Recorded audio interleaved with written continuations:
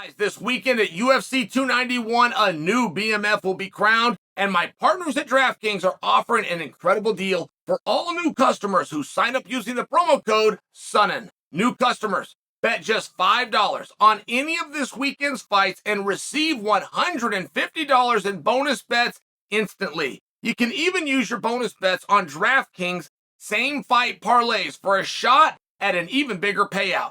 Combine multiple bets together from the same fight, including number of rounds and method of victory. Remember, DraftKings is the only place where you can bet same fight parlays. If sports betting is not yet available in your state, don't worry. You can still join in on all the fun with DraftKings Daily Fantasy. So click on the link below and download the DraftKings Sportsbook app right now.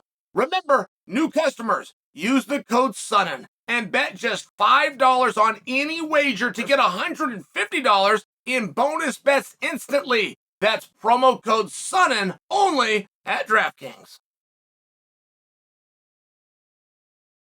We got some real drama on this main card, guys. I don't like the theme that this could be Tony Ferguson's last fight. If he loses, he won't be here anymore. I don't like the theme, and I don't think it's my place. I don't think it's your place.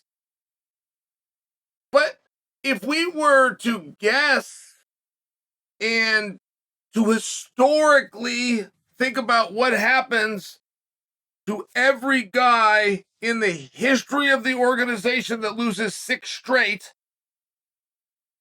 that isn't named BJ Penn, we would be very right to say they call it a career. And I only bring that to you because that's very dramatic.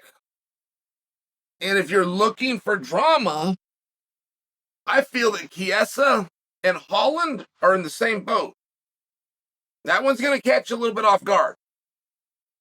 But Holland, as well as he's liked, really does need to reestablish himself here. He does. And it is possible to be cut in a situation where he gets defeated based on how he gets defeated. I would not bet a single dollar on that, and I'm not really leaning there. I'm just bringing it to your attention. Like, I might say cut or release to get your attention. It actually means something else, but at a minimum, you would be reduced, right? You're going to go from main card to undercard. You're going to go from a main event down to main card, down to the undercard, which is just a step away. I'm just bringing it to your attention. Then you have Chiesa. And with Chiesa, you go back and forth, right? Win some fights, and he's just a world beater, and the crowd's starting to like him. And he's even done main events, and he's done some mega matches, and a number 1 contendership against Kevin Lee. Right? He's had some big fights, big moments, total stud.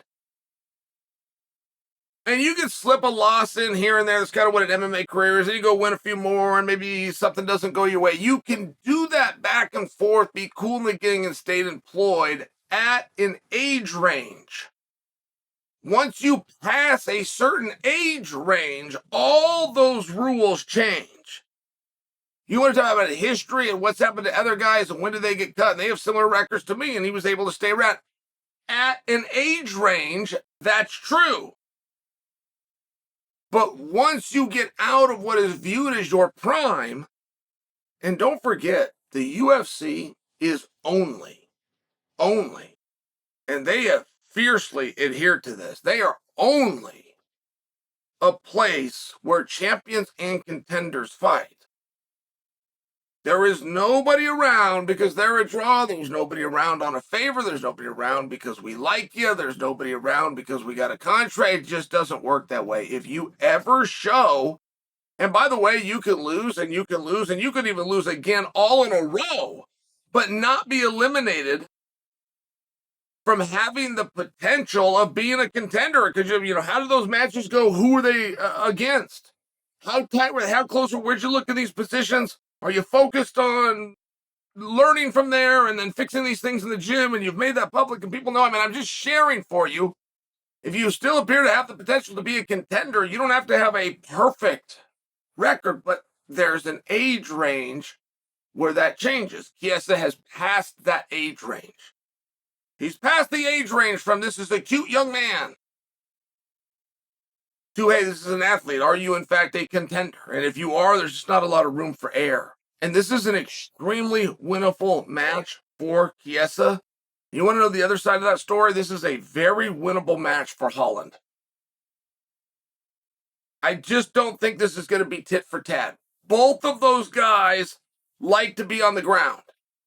Chiesa is awesome on the ground. Go look at his record. Look at what he's done to guys on the ground. Now, the other side of it is Kevin Holland is a very big man, but he's also got a very long and tall frame. It's going to cause problems for Michael. It just is. Chiesa might work through those in a couple minutes, kind of get a feel for him. He might.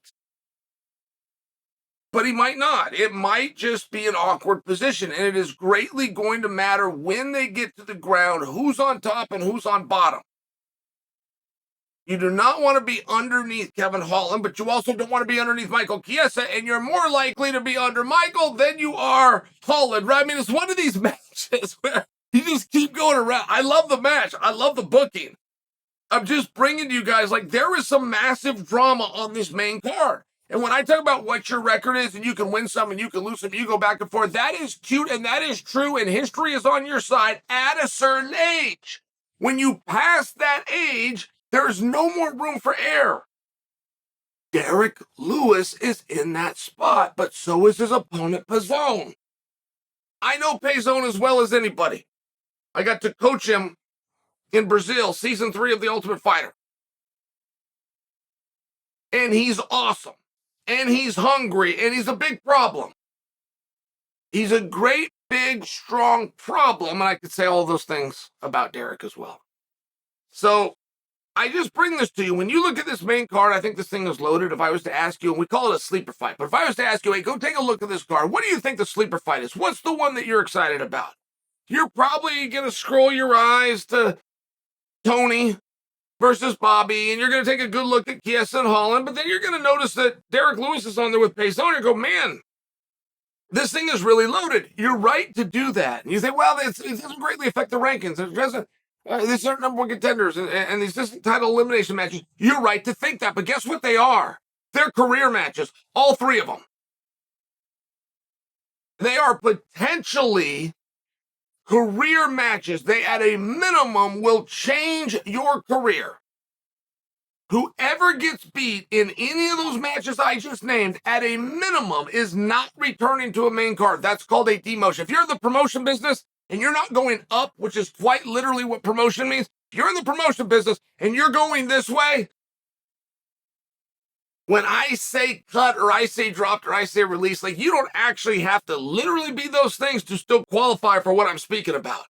You're in the promotion business, headed down. I don't bring this up to put any pressure on these guys, and I don't bring this up because I wish it. I'm fans of everybody's I just said. I'm just bringing it to you prior to the fight so you understand what's at stake. And it doesn't stop there, guys. Doesn't stop there. Whoever doesn't win between Pereira and Blachowicz will never be discussed for a title again. Whoever doesn't win in your main event between Dustin and Justin, 2 perennial contenders. Any question you have at 155 pounds, Justin's the right answer, and so is Dustin. Whatever the question, I don't even care. You don't even have to finish it. Who should Conor fight next? Who should Chandler fight if Conor doesn't fight? Who should be in for the title? Who should they call on when Charles Oliveira officially pulls out, like he's going to do with the fight with Izzo? Dustin and Justin, always the right answer. Whoever loses that fight will never be discussed in championship form again. This is not the release card. This is not the fire card of the year. This is the demotion card of the year. There are huge stakes, possibly like I've never seen.